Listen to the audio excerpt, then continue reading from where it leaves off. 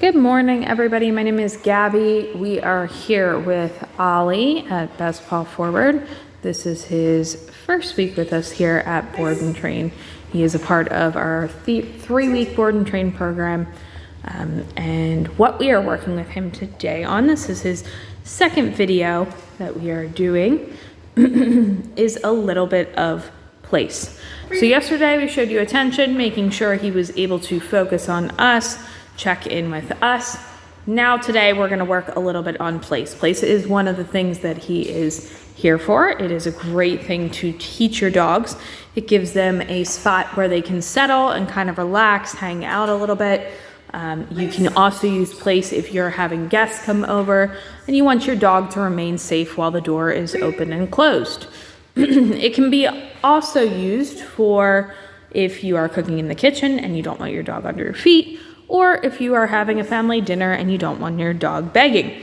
So many different reasons why you can use place. You can use a place like we have here. We have one of the cots. We also have a couple different types of place. You can see behind Victoria, we have one of the raised places. We also have a couple different types over there in the corner as well. You can use a soft bed. You can use a spot on the carpet. You can use a towel. You can pretty much use whatever. The only thing we differentiate from place is crate. So that's the only thing that's a little bit different. So you can work with your dog on many different places. You just want to make sure that you are practicing on all the different types of place that you want your dog to go on. So to start out place, what we're going to do is we are going to use a lure to lure our dog onto that spot, that place. Depending on how apprehensive your dog is to go on, you might have to just work on 2 paws in the beginning. Ollie's doing really well, so he is able to get all 4 paws on. Once he goes on, we're going to mark that with a yes, and then we are going to give that reinforcement, so that food or that treat. Very nice. So again, in the beginning, using that food lure to get him on.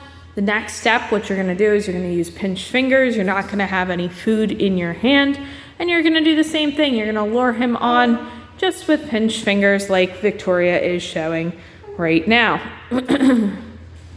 Very nice. Same thing once he goes on. In the beginning, you don't have to ask for a sit or a down. Now he has done this here, so he is a little bit more used to going into that sit automatically when he goes on the place.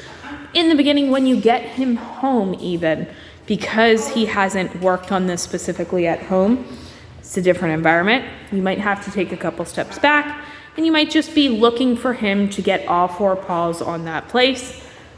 And then as he starts to get better with it, then we can start to ask for that sit or that down once he gets on place.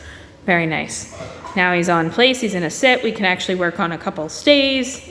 Doing very nicely. Last step. So this step, you're going to use a verbal and a hand signal. The hand signal that we use is a flat hand in a sweeping motion towards that place.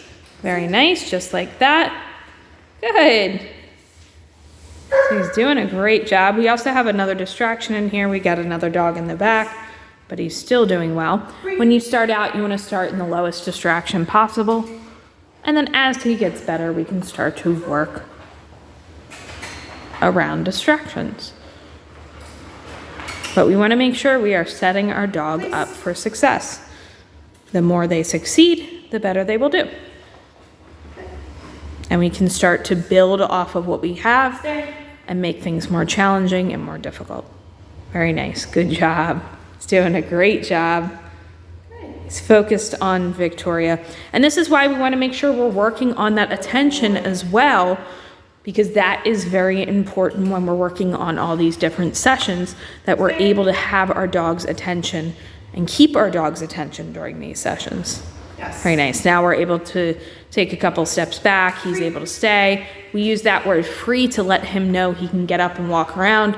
If he does break that position before we tell him free, we want to make sure we put him back into that position, ask him for a couple seconds stay, and then reinforce him for that successful repetition. But he is doing an excellent job here.